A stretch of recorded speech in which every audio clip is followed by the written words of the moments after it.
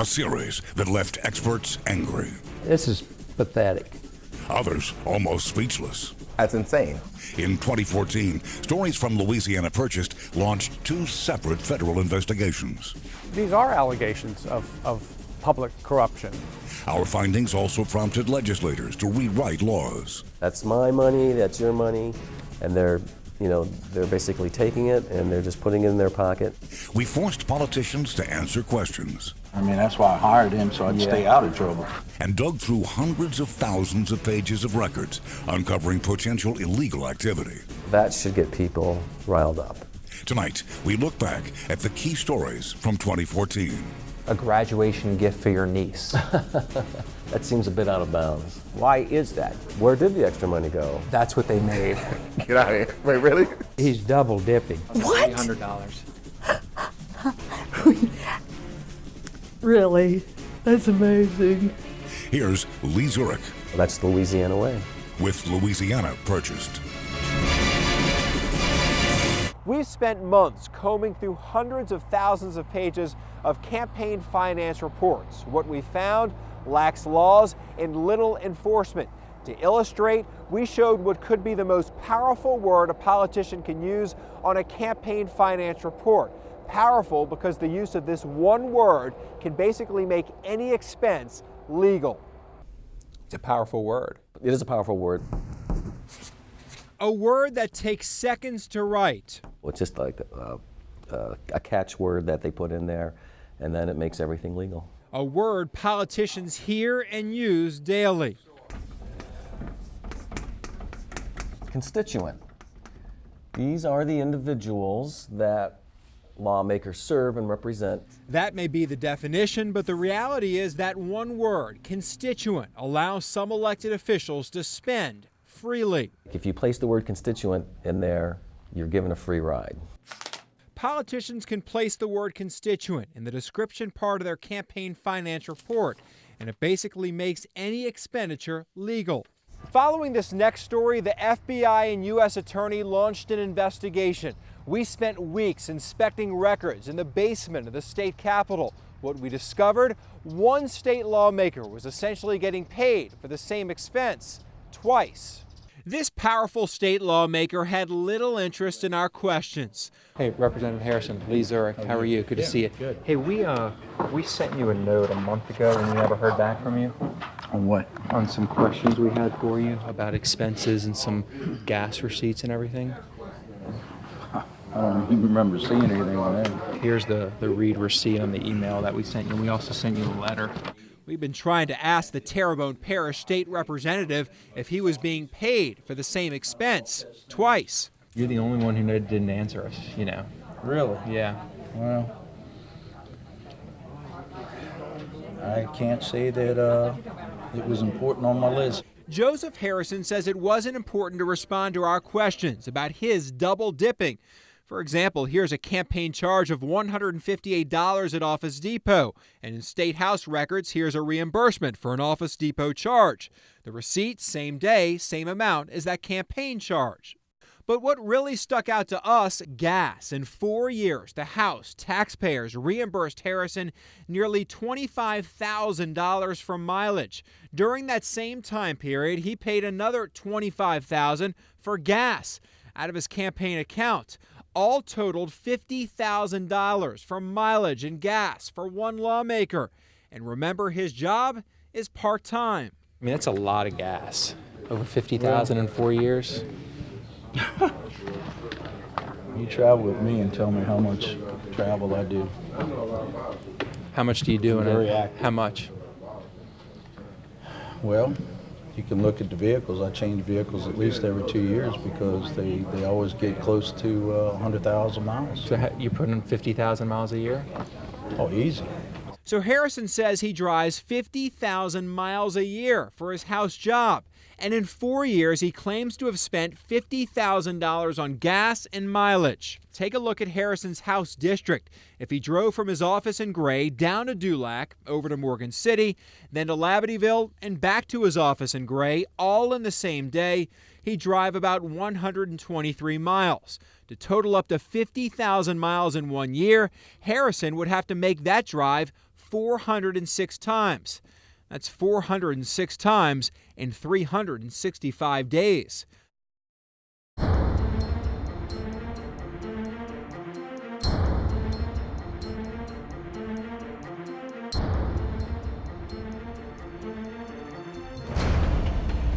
Being young, 17 years old, you're indestructible. You're not gonna die. Omaha Beach, they're terrible. When we landed, there was bodies laying all over the place. They were really anxious to go because that was the first step home. I didn't think I was gonna survive. You could see it when one tracer of them guns would get in your suit, you were gone. And a lot of them was like that. You knew it was very dangerous. At any time, you wouldn't come back. But once you came back, let's go again. Fixed bayonet. And I said, oh my God, we are in trouble now. When you fixed bayonet, it was hand to hand. When the ramp went down, everybody was getting killed in the front, so the sergeant hauled over the side. So we went over the side. Well, I can't swim. I still can't swim. I had every opportunity to get hit, but I didn't. I don't know why he's keeping me around all this time. I was more interested in playing baseball than what was going on with the ball. Mickey Hurley had his young career working for the airlines interrupted by a draft notice. He ended up in the Army Air Corps as a turret gunner on a B-17 bomber. To me, I think it was the only job open on a B-17 at the time. And me being small, they sent me to gunnery school. Before invasion forces would set foot on the beaches here in Normandy, the Allies waged a massive air campaign against Germany. That was crucial for the invasion to succeed. Tom Blakey's mission on D-Day was to capture this bridge, the Lafayette Bridge over the Mer de Ré River near the town of St. Mary-Glisse. It was a critical exit for troops landing on the beaches. Those who didn't drown or get killed instantly now face 300 yards of flat open beach. It's hard to imagine how anyone could survive as they clawed their way toward the German defenders. This tower is all that remains of a 12th century church that stood on a Normandy hilltop in the tiny village of Graigne. It's a war memorial for nearly 50 American soldiers and 32 of the town's citizens. One of those killed here was Sergeant Benton Broussard, a French-speaking Cajun paratrooper. It was just after midnight on D-Day when more than 100 American paratroopers dropped into the flooded lowlands around the village. Around 1 o'clock in the morning, somebody knocked at the door, and it was the first American who arrived. Danielle Payros translates for her mother, Martha Rigo, who was 12 years old on D-Day. Martha's sister, Odette, was 18. It was Sergeant Benton Broussard who had knocked on their door. He was the only one who spoke French, so it was wonderful to hear someone who speaks French. The paratroopers missed their target by 15 miles. It was the worst misdrop of D-Day. The Rigeau family farm became a gathering place for soldiers who waited out of the swamp that night. The girls and their father used a boat to gather the troopers' parachutes, equipment packs, and ammunition. They went to find all the equipment in the swamps to hide them in the barn. It was a huge risk. If the Germans caught them, they would be shot. We show you the number. Martha still has part of a parachute she saved from D-Day. 5 days would pass before German troops arrived. The townspeople had gathered here in the Catholic Church for Sunday Mass, and they were joined by some of the American paratroopers. That's when they got word that the Germans were beginning their attack. A lady came in the church and screamed that Germans were coming. The battle raged all day. Odette recalls peeking through a keyhole in the church door. She was looking inside and she could see an American soldier fighting the Americans further. And she saw him falling dead. I mean, this shocked her a lot. Sergeant Broussard was just steps away from the church when he was killed by an artillery shell. During a lull in the fighting, the villagers were sent to their homes. The paratroopers were running out of ammunition and withdrew from the village. the Germans moved in and massacred 17 wounded and captured American soldiers who stayed behind. Some of the villagers were also executed. Vengé sur les deux prêtres.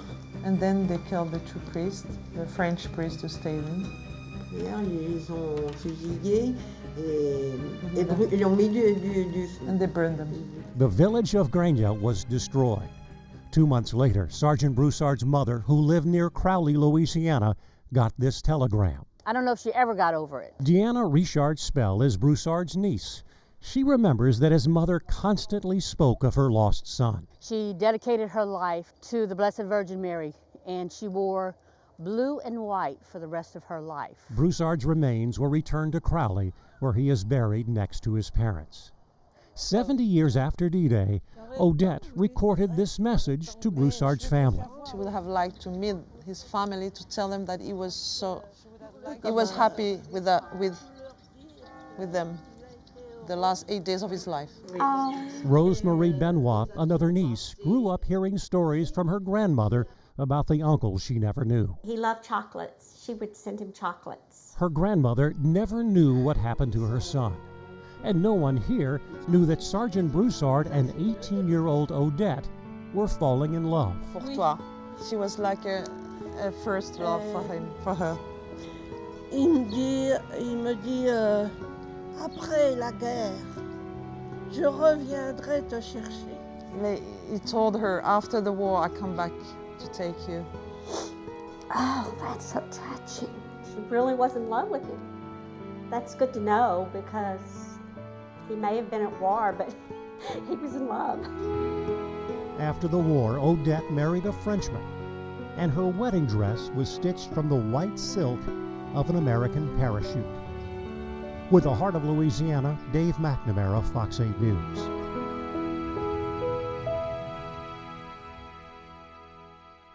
While the city's murder rate seems to get a lot of attention, armed robberies are on the rise. In some neighborhoods, there are more than others, but across the entire city, you may be surprised by how many have happened this year alone. In this special crime tracker report, Natasha Robin has Mean Streets. I know what happens when people get shot. And that's what's going to happen to me. This is how it's going to end, you know. Victims of armed robbery say they felt terrified and violated. This victim says it changed her life. As I was going to get out of my car, so I unplugged my phone, was going to turn the keys of the ignition and open the door handle, and I looked up and there was a gun at the window pointed at me. The victim, who Fox 8 will not identify, works as a paramedic for New Orleans EMS. Guns pointed in her face, they cursed and yelled at her to get out of the car. She knew exactly what could happen. When I saw the barrel of a gun, my first thought was, I'm going to die. She isn't alone. In fact, across New Orleans, hundreds of people have become armed robbery victims this year alone.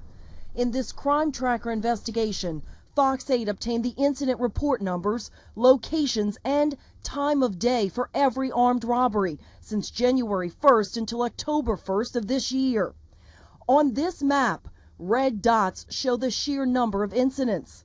Across the entire city, the NOPD has investigated 658 armed robberies in that time period.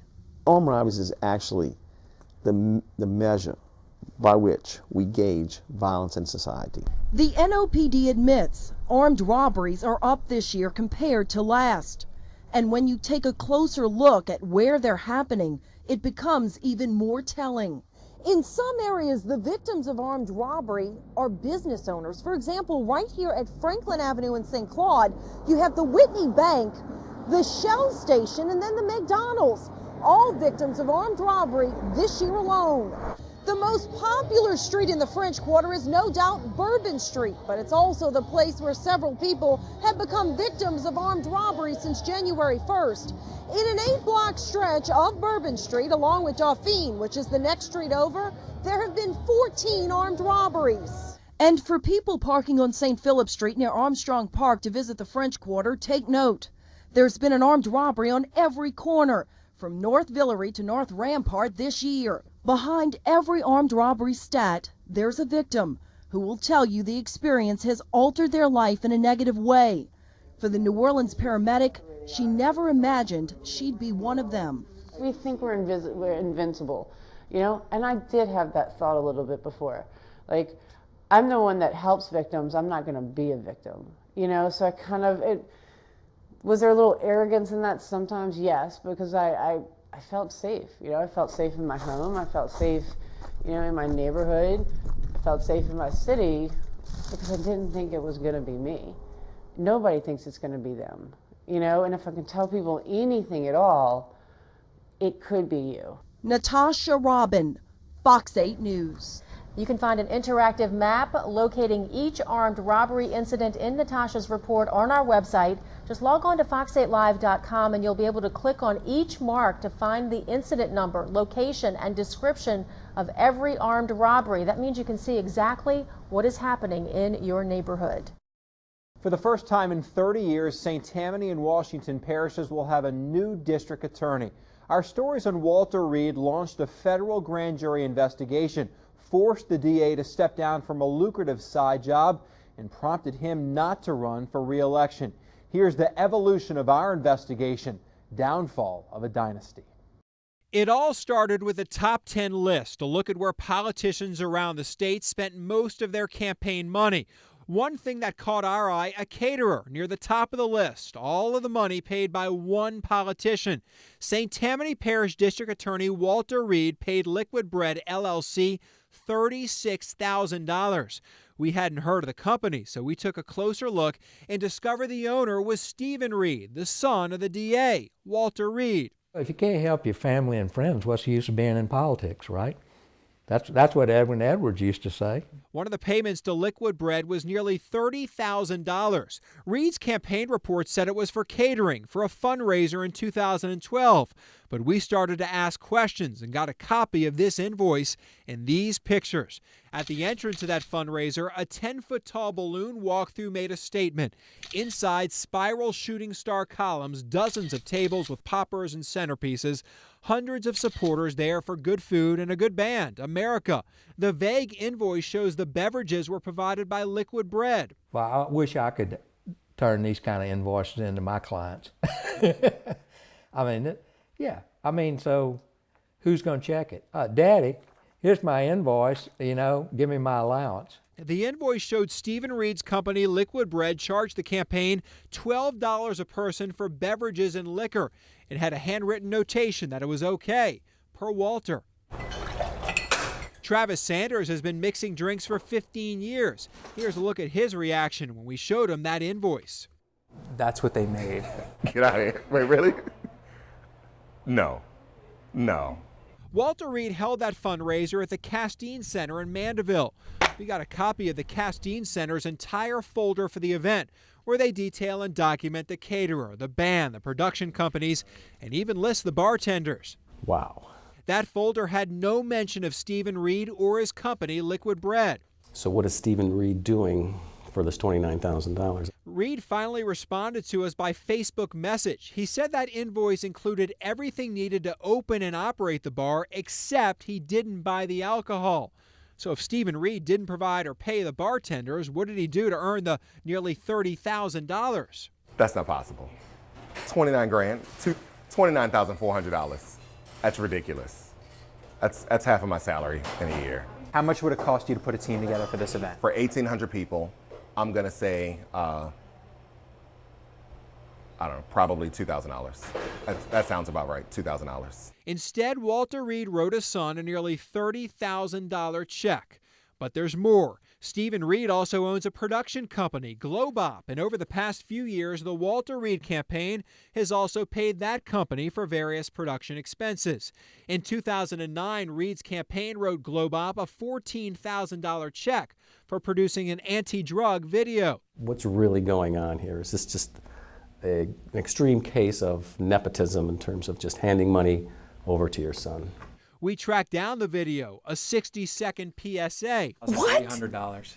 Veteran producer Bess Carrick critiqued the work. She owns Blackbird Media and won awards for her documentary on Lindy Boggs. But I would say it was shot with a you know, a medium professional camera, or you could have shot that with an iPhone if you know, held it tight, steady. But it wasn't a nice camera, I wouldn't think. To keep their children safe from the influence of drugs. The PSA features Walter Reed on camera, reading for about 35 seconds. If you were a parent of a teenager and you're not concerned, followed by an announcer reading for another 20 seconds. Judging the video by the actual quality of the production that was there, how much do you think that cost? I would guess, Lee, between $500 and $750.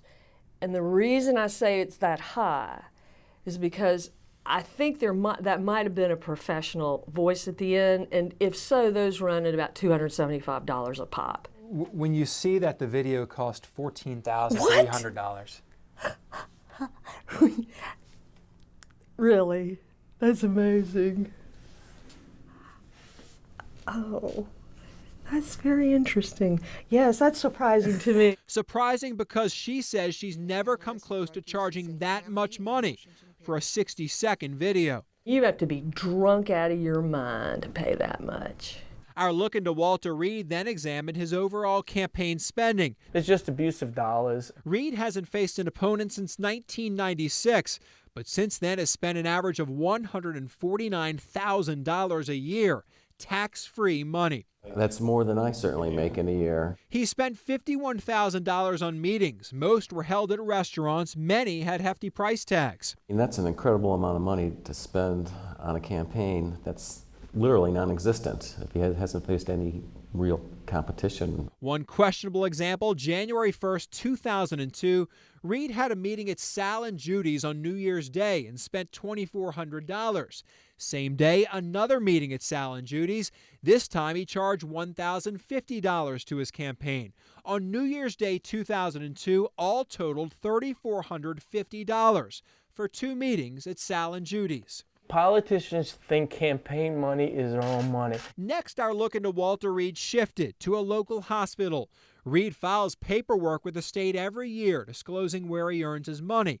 On that disclosure form, he reported a side job through his private law practice with St. Tammany Parish Hospital, a public hospital. It paid him $30,000 a year to serve as counsel. So we requested records from the hospital and sent the hospital's president and CEO, Patty Ellis, this email, writing, "Just confirming the agreement is with Walter Reed, attorney, separate from his office." She replied, "Let me correct your statement. Walter Reed is on retainer for legal services as the district attorney." There's a discrepancy and a disparity there. So is his financial reports that he's submitting to the state and notarizing and certifying as accurate true?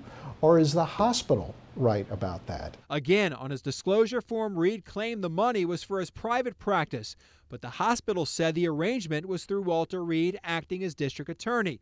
That's significant because if the deal was with the DA's office and not Walter Reed personally, Reed could have been improperly taking the money. We kept digging and uncovered these canceled checks.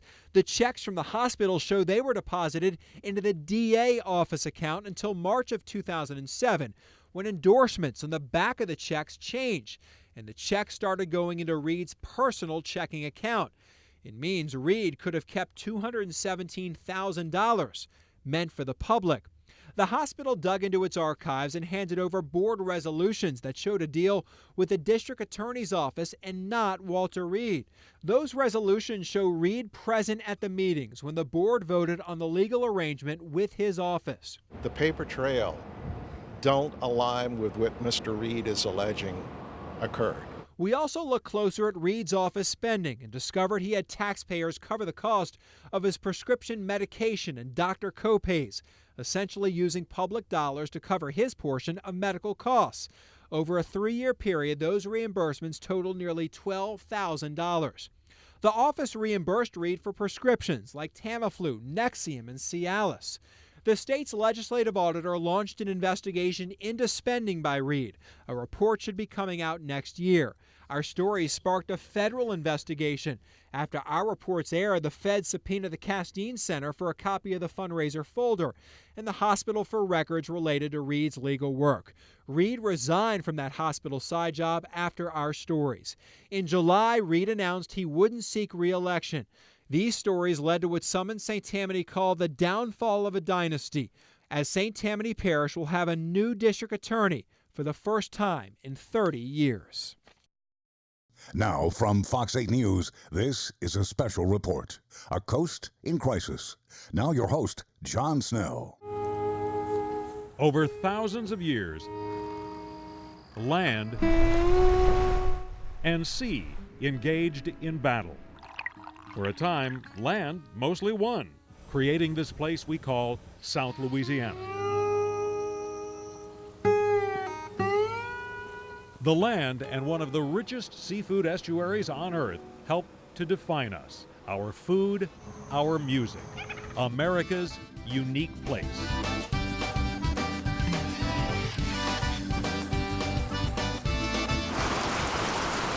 It began with a raindrop. Countless raindrops, the annual spring floods that swelled North America's rivers. The father of those rivers spilled over its banks, belched little bits of sand and dirt from 31 states and 2 Canadian provinces, and assembled a great delta, until man sought to improve on nature. The Mississippi, locked in a straitjacket of levees, lost its land-building powers. Oil and gas companies dug thousands of canals to tap into the riches below, providing saltwater a network of highways to chew at freshwater marshes. Robbed of the river's nourishment, defenseless against the Gulf, Louisiana has lost an area the size of Delaware in less than a century. I'd jump off of here, I'd swim about 200 yards, and I'd walk to the island, and it's not even there no more.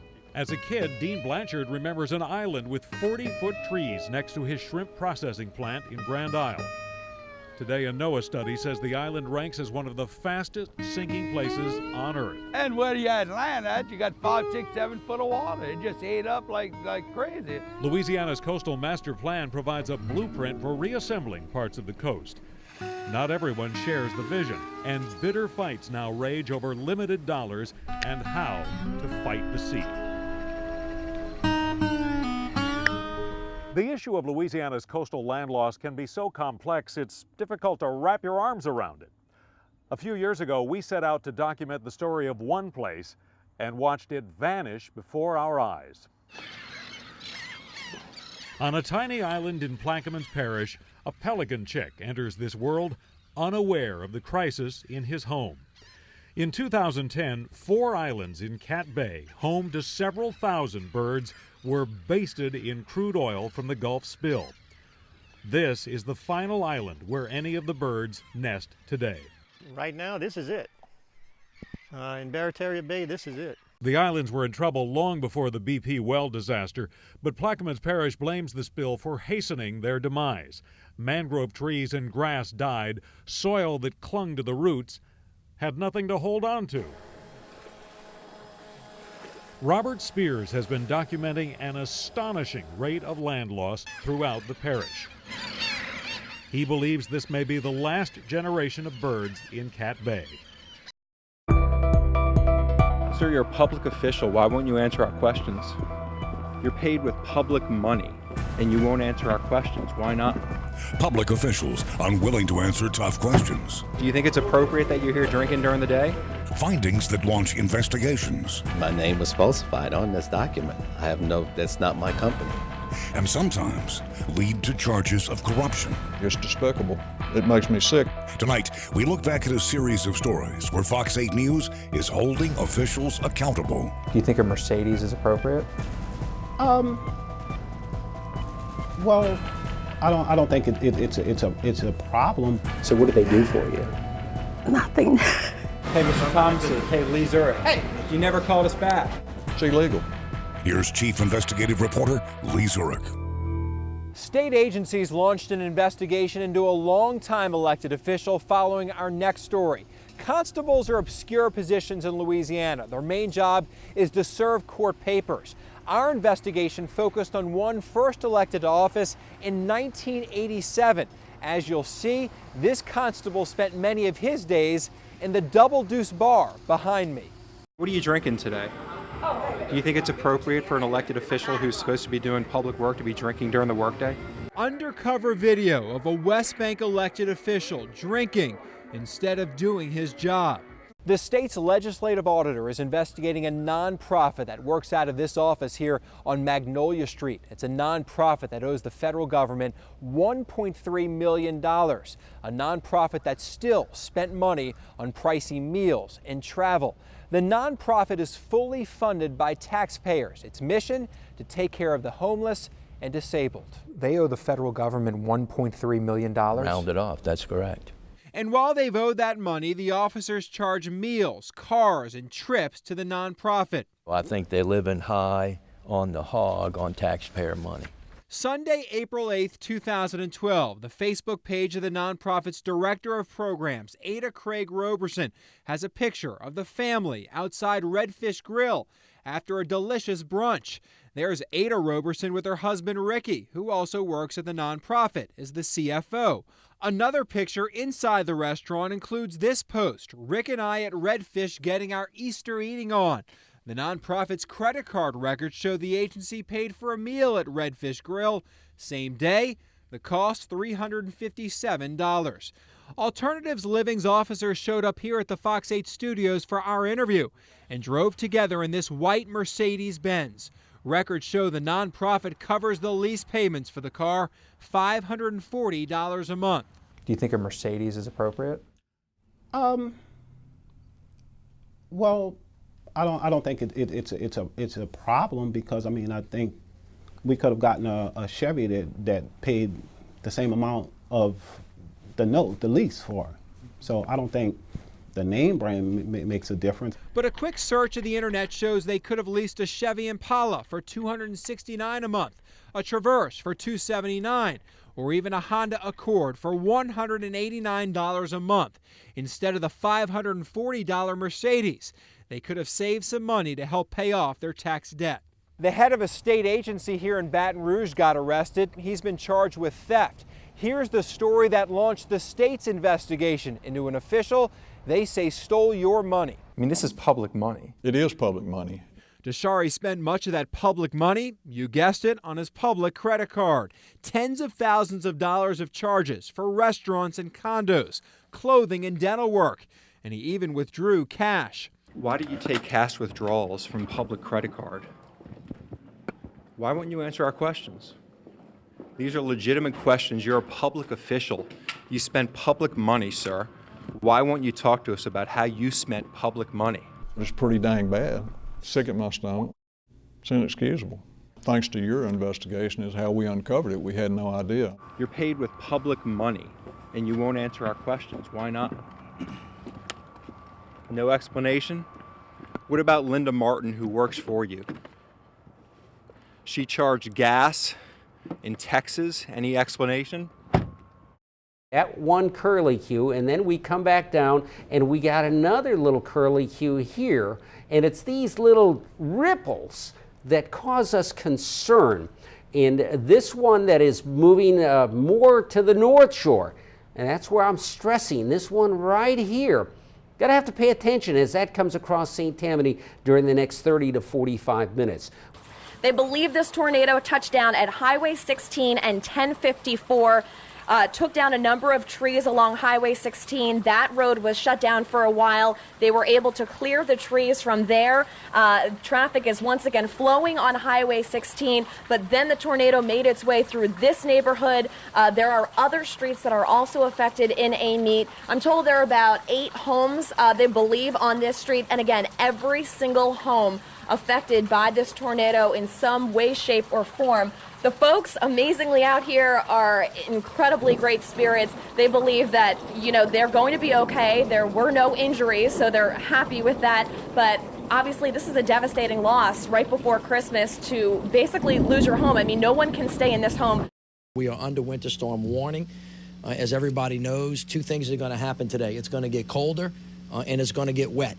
And when it gets colder and it goes below freezing, that wet is going to turn into ice. And when an ice event hits an area that's not prepared for it, it creates clear and present dangers. The bridge is still closed at this hour in both directions, and officials now saying it will likely stay that way throughout the night tonight. Take a look. You can see police officers stopping traffic at the foot of the causeway. No traffic allowed to cross. There have been 5 accidents already today on the causeway, as it has been open in brief stretches of time. Due to those accidents, they have finally shut it down, likely for good, throughout the night. The problem is the ice keeps building as the rain keeps falling. Imagine growing up seeing and hearing like everyone else, but slowly, this all begins to fade. I can't really see that well at night, and yeah, I guess I can't really read from a distance. At 14 years old, Blake Heck's vision is already failing. We try and stay positive. I do worry about him though. This life is, every day is harder and harder. Blake looks and sounds like a typical teenager. Yeah, I like to play games a lot, but I also like to read books, and believe it or not, I find math fun. It's challenging, and challenges are always fun. Blake faces a challenge that will change his life forever.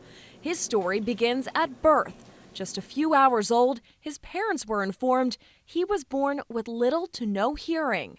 It was hard.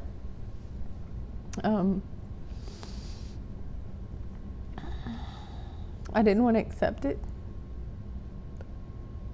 There were days that he was sleeping in his crib, that I would walk into his room and clean dishes. He would sleep. Or he would be on the floor taking a nap, and I would vacuum and he would sleep. And I was so angry because I ate the right foods, I took the right medicine, and I saw my doctor like I needed to. And I didn't understand how it could happen. Months of testing proved Blake had a rare genetic disorder. We found out he had Usher syndrome. It's a condition that causes people to go deaf and blind. Blake was born with the worst form, type 1, deafness at birth and balance issues. Not wanting their son to grow up any differently than other children, Blake's parents fought to get him a cochlear implant. At 14 months old, he was the youngest person to ever receive one. After the surgery, Blake's mom, Darcy, worked tirelessly to help him process the new world to which he'd been exposed. She used Walmart as her schoolhouse. So I'd take him there and I'd show him a can and let him touch it and show him round and soft and rough. From an early age, Darcy encouraged Blake to embrace his other senses, smell, touch, and taste, because she knew eventually that's all he'd be able to rely on. So I said, you know, one day you're gonna lose a lot of your vision. I want you to feel everything. I want you to touch this, and I want you to see as much as you can see before then. With Usher syndrome, vision is slowly reduced to only about a pin-sized hole poked through a piece of paper. While there's no cure, researchers are testing different treatment options. There are studies underway for a gene therapy approach and stem cell therapy. At the LSU lab, Lentz and her team are working on a molecule that would force the mutation that causes Usher's to act normal. But the advancements are still years away and may not be developed in time to help Blake Heck. I know I'm not the only person out there that's got Ushers, and you know, I'm certainly more fortunate than other people out there that are, and so, you know, I hope she's really successful in finding her cure and her research for the other people that have it. The future will inevitably look dark, but Blake says thanks to his support system, mainly Mom Darcy, his life will feel so rich.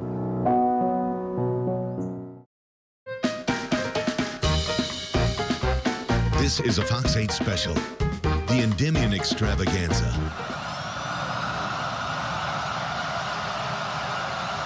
I don't know about you, we see it every year, seen it 20, 25 times now, and it still leaves me awestruck every single time. Norman Reed is the Grand Marshal. I don't think there are any zombies on that float, though. No, I'm hoping not. Well, tomorrow there may be zombies. About 18,000 of them, perhaps. Yes. The wait is finally over. We have made the turn now into the Superdome. We're making our way. Here we are coming in. We can see the crowds of people up ahead. The riders have been waiting for this all night here in the Papa Joe's SS Endymion. From Louisiana's home team, this is Fox 8 News at 10 p.m. Not one, but two once powerful politicians brought down by greed. I maintain my innocence.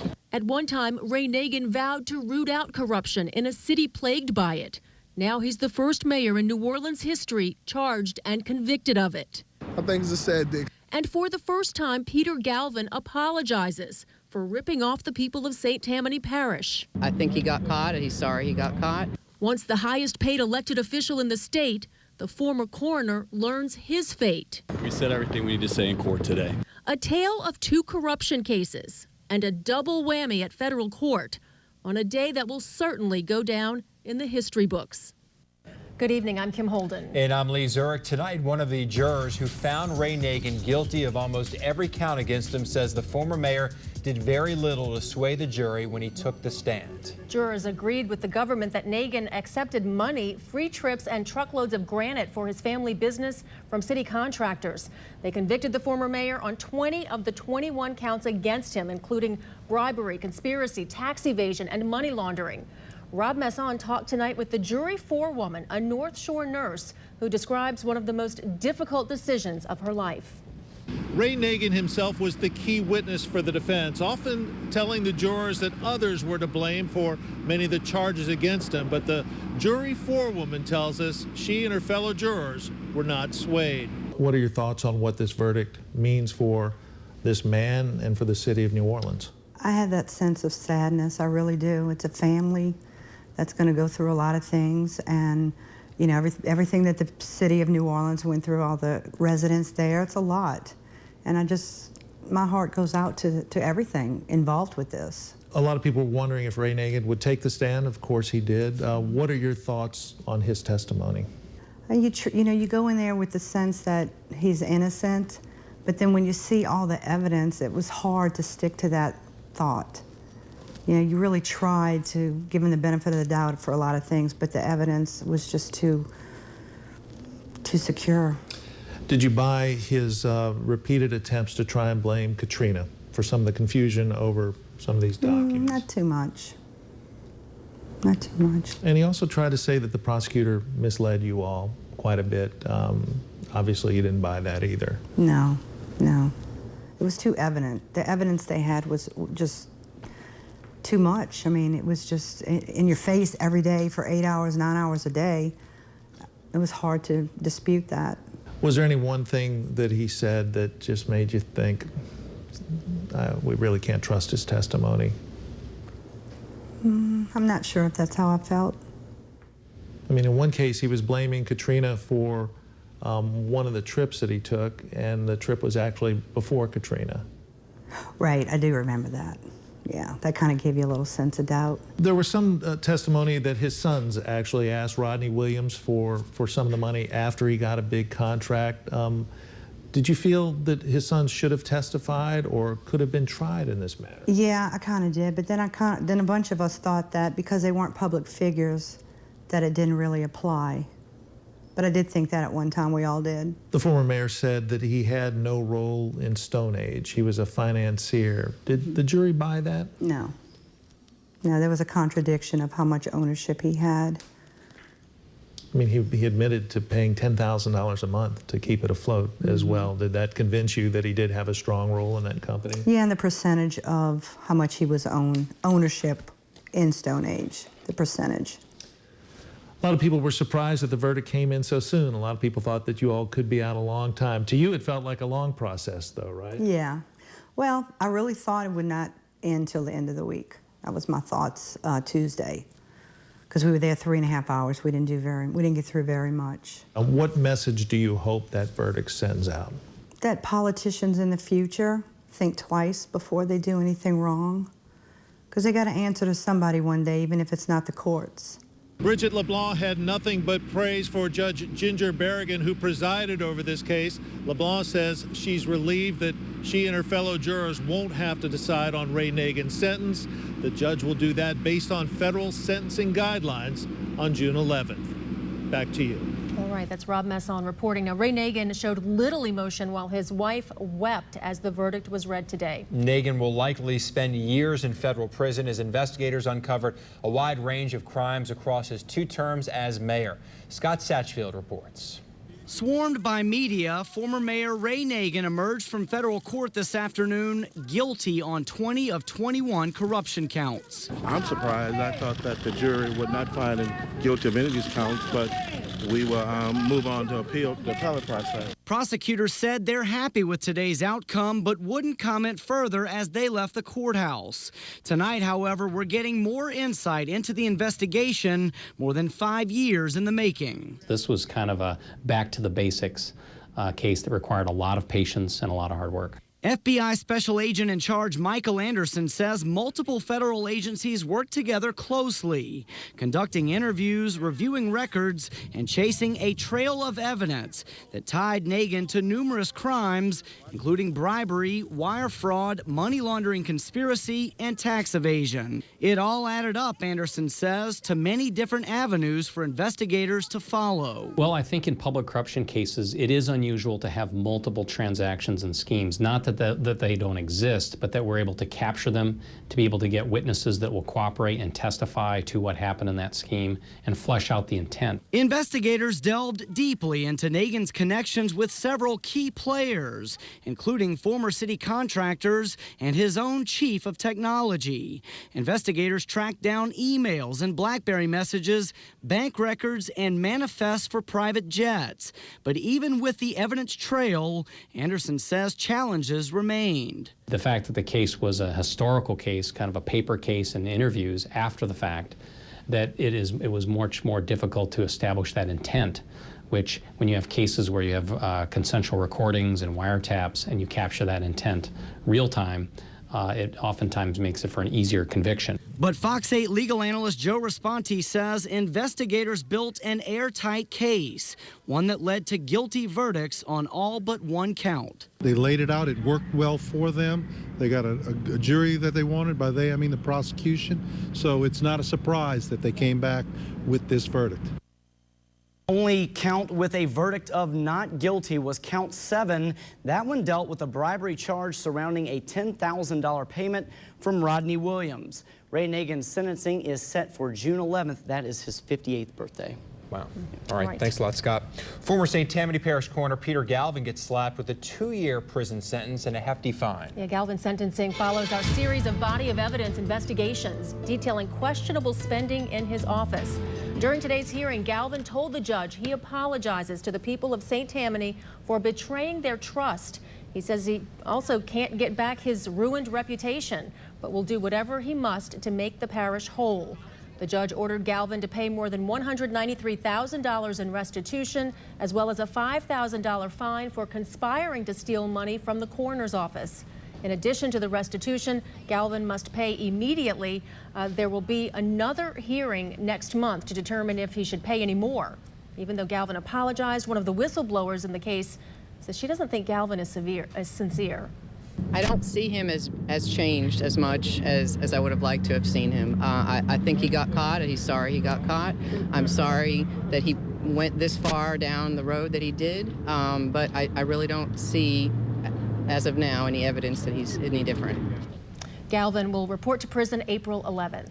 The bulk of the money Galvin pled guilty to stealing comes from our findings in our Body of Evidence series. Last year, we uncovered Galvin gave himself lucrative pay raises and made himself the highest paid elected official in the state. Our stories also showed Galvin cashed out unused sick and vacation time, even though Facebook photos we found showed Galvin took luxurious vacations to Spain, Greece, Dubai, and the wine country. We also found the policy of the coroner's office prohibited cashing out unused time until the termination of employment. Fox 8 also focused on a contract Galvin had personally with the city of Slidell, treating sick inmates at the jail. We showed how Galvin never went to the Slidell jail, but sent his chief death investigator, Mark Lombard, who's a public employee. And Fox 8 uncovered Galvin put thousands of dollars in his public credit card for meals and personal items he claimed were for the office, but the feds found out they were for himself. You can view all of our investigations in the former coroner on our website, fox8live.com. Just click on the Fox 8 Investigates link, then Body of Evidence. A day after a 6-year-old died in a hit-and-run crash on the way to his bus stop, a 10-year-old gets his teeth knocked out by the mirror of a passing car after he exits his bus. Yeah, victims' families cry out for change, and Lee Isaacson and our partners at the Lens have this joint investigation into school transportation safety. He hits with the rearview mirror on his cheek, the impact dropping to the ground. 10-year-old Deshaun Dennis's father says just after Deshaun's bus dropped him off at the corner of Huntley and Berkeley Drive in Algiers, a car slammed into him as he tried to cross the street. He crawled to the sidewalk where he stayed on the grass. He had 2 missing teeth. Well, one of them was actually cracked where they had to pull it out. He had a laceration to his tongue, which actually almost split his tongue. The crash happened just a day after 6-year-old Shad Wilson was killed while trying to catch his bus. This surveillance video from a nearby Gentilly business shows the hit and run. Nobody understands what I'm going through right now.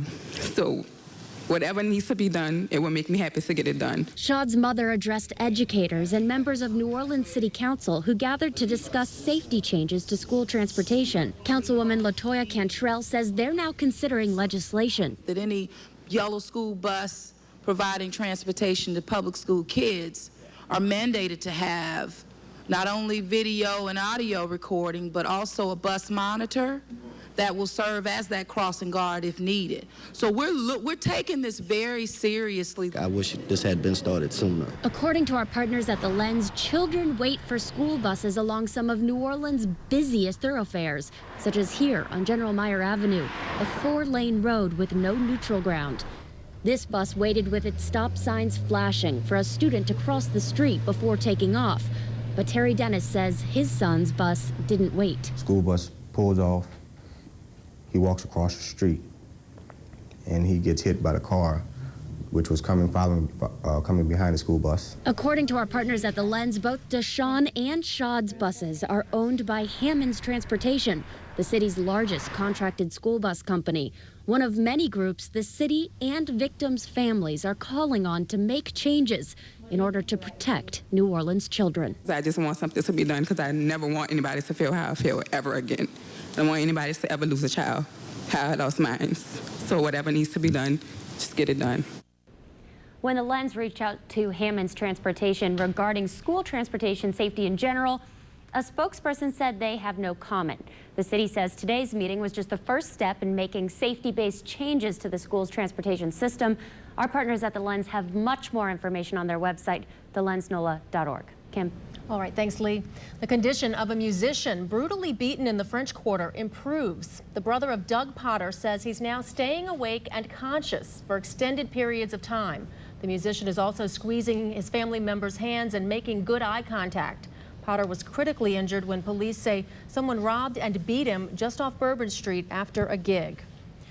You may have been tempted to drive down some of the most charming uptown streets, but then realized you couldn't because of private do not enter signs at the entrance. But are those streets really private? It's sort of the folklore of uptown New Orleans, I guess. Whether it's true folklore or false folklore, we don't know yet. Natasha Robin investigates this municipal mystery that dates back more than 100 years. Be sure to watch her special report, Streets Less Traveled, tomorrow night right here on Fox 8 News at 10. Tonight, we'll play you some voicemail messages that allege a parish president is freaking out and about to have a stroke. Problem is, the messages may be one big lie. Sharon Peralta alleges her husband, St. Bernard Parish President David Peralta, raped and sexually assaulted her. 2 months after the alleged incident, she received a series of voicemails from her husband and an associate. The council is on the warfare. David is having a fit, and they're getting ready to cut the funding for your job. This phone message left a council member silent. Sharon, this is Sharon Williams. Call me when you get a chance.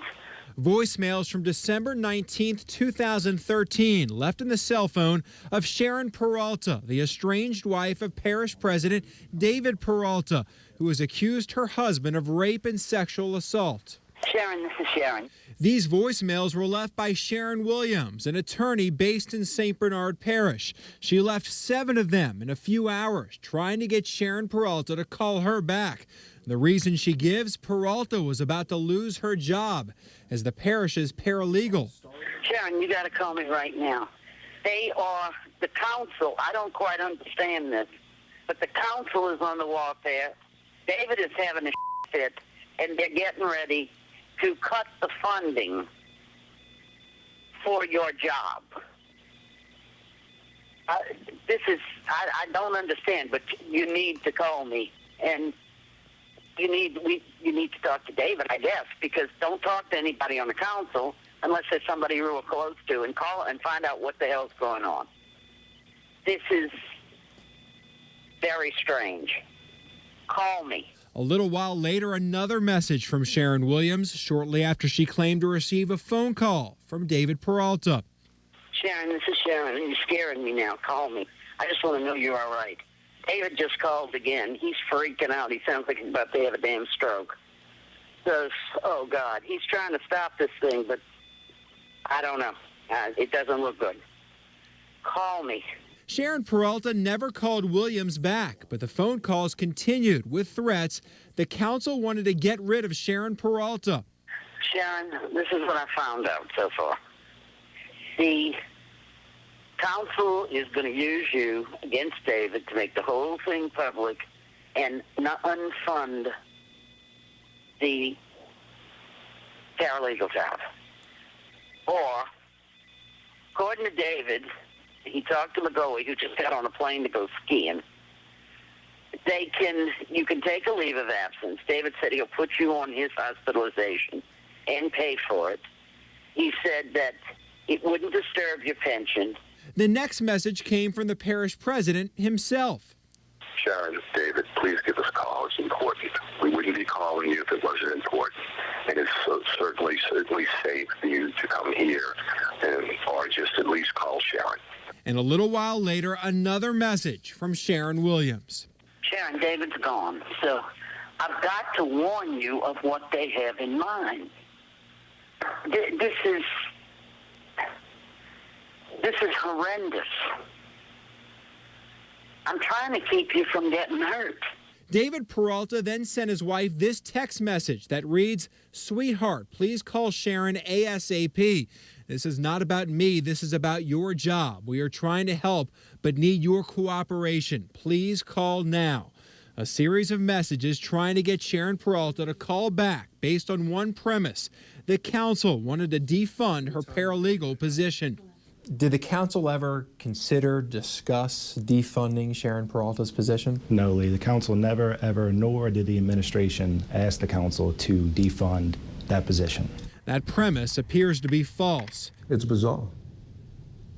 It's absolutely bizarre. In fact, the council says they never talked about defunding one position during budget talks. I've talked to every single council member, talked to the finance director, and that statement in itself is a lie. I don't know how else to say it. We played all of the voicemail messages for the budget chairman. Were you on the warpath? Absolutely not. All 7 members were not on the warpath. I mean, who are we on a warpath to get? Sharon Peralta, Dave Peralta. I don't know. We didn't defund anyone's job, so we couldn't have been on a warpath. The council shouldn't be brought into this dispute between President Peralta and his wife.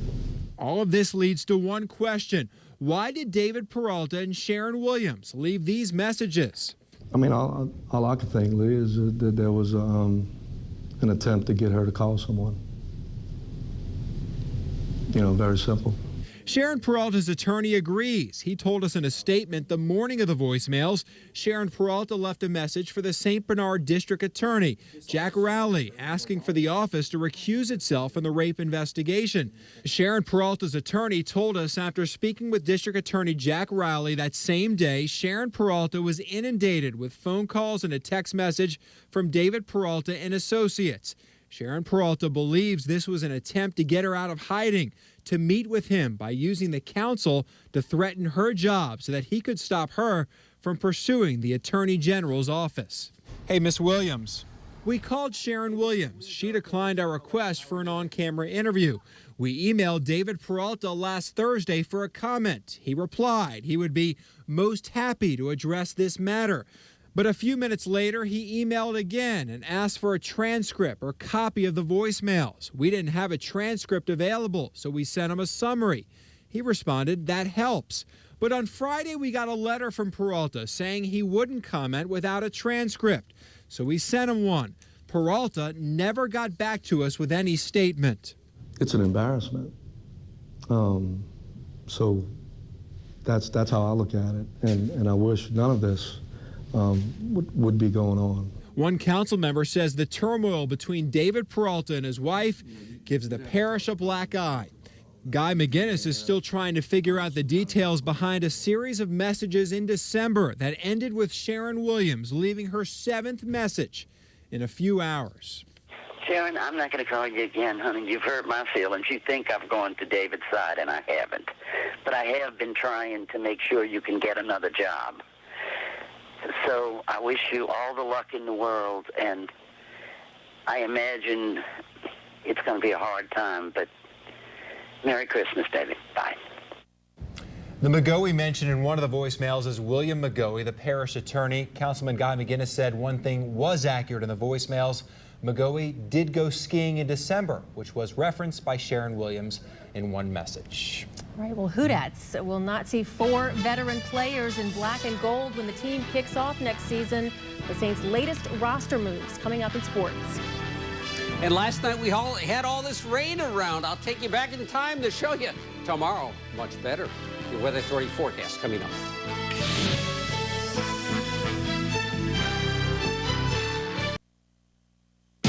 Now, your most accurate forecast with Chief Meteorologist Bob Breck. Let's back up to last night at 10 o'clock. We were watching this line of heavy showers come on through, move it to midnight, and it moves across the city. By 2 p.m. or 2 a.m. it was east of us, with the rain getting out of here before morning drive. Now, it gave most of my weather observers 1 to 2 inches of rainfall, coupled with the day before's rain, and we had a good soaker. But alas, that is all gone. It's pounding the East Coast. Nasty weather going up away from us. It's going away from us.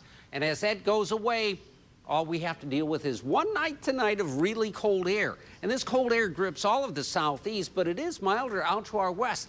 That's what's coming our way, not the bitter cold that's retreated back up here into Canada. That will come southward, but it's not coming down towards us, despite the fact we'll have another front late Friday night into Saturday. We have a dramatic warm-up coming that will maybe get our temperatures back up to near 60 as soon as tomorrow. It's going to feel much better. So one storm system goes up the coast. Here's this next feature coming on down. And the way they play out is as the one moves away from us, high pressure is going to build across us. This is overnight now as we head into tomorrow. And you see the warmer air because the wind direction shifts. We won't have the north wind. We're going to go to a west wind, and that will warm us up. This other front coming down for after dark on Friday might spawn a shower, probably not. Saturday, slightly cooler, but no major cooling coming. We're kind of chilly tonight, though. A couple of spots north are freezing, and it's going to get maybe upper 20s up there. The rest of us should stay right above freezing or just touch it briefly. It's no big deal. Strong winds will keep, you don't have to worry about any frost with those kind of winds out there. So tonight, you want to bundle up, a light freeze north. But after that, things do get better because the sun is back.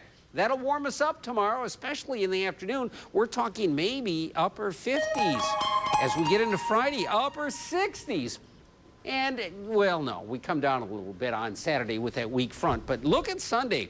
We could touch 70. And next week, oh, we could be in the 70s almost every day. Could this be the end of winter? Yes. Well, No. Bob, come on. Yes. That's not nice. No, it won't. We'll have it come back, but each time it comes back, it may not be as bad, so that's the good news. Don't get greedy. Why not? Oh, yeah, we know. Yes, no, why not? No, We let's should. not. All right, Bob. Thanks, Bob. All right, Saints no more. The Black and Gold are a forced to part company with 4 veterans. The roster moves coming up next in sports.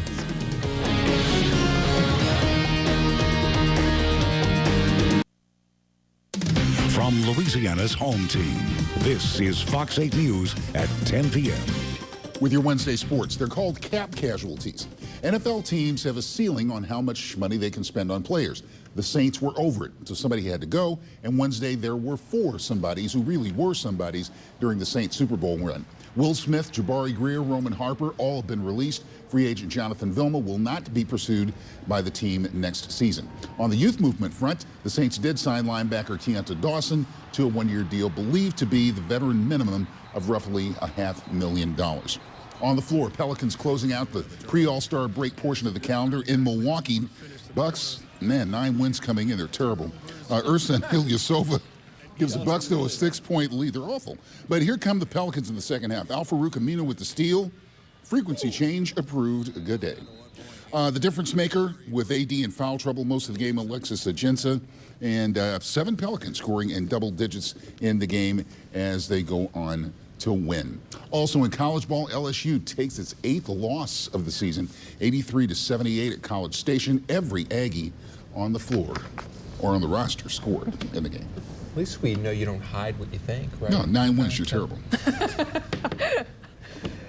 All right. I agree. I can't put perfume on a pig. I can't do it. Ladies and gentlemen, Fred Hickman, thank you. He'll be here all week. And tomorrow he will be here all week. And tomorrow's TV Street, much more on former Mayor Ray Nagin's guilty verdict and 20 of the 21 counts against him. That's in tomorrow's edition of TP Street. Tonight's big Powerball jackpot has people dreaming about a life of luxury. In case you missed them, here's another look at the winning numbers: 36, 44, 49, 52, 57. The Powerball is 1. Tonight's jackpot is worth an estimated $286 million. You say Fred Hickman will be here all week. Well, he will Yeah. because he lost the Powerball. Not So did one he, digit. apparently. Yeah. I'm hearing over Not here. one digit. How do you not get one digit It right? happens all the time. Well, that's Sorry. you're worse than that basketball team. That's the news. No. Thanks for watching. Good night. Our next news is at 5 a.m. Fox 8 is proudly locally owned.